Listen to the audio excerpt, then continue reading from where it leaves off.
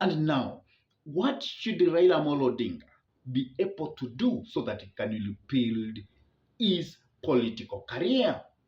One of the things which I think Raila Amolo Odinga should do to build his political career is to dump Azimio. Azimio is actually a baggage to Raila Amolo Odinga. If you look at Wiper, Wiper is not there to rebuild Raila Amolo Odinga career.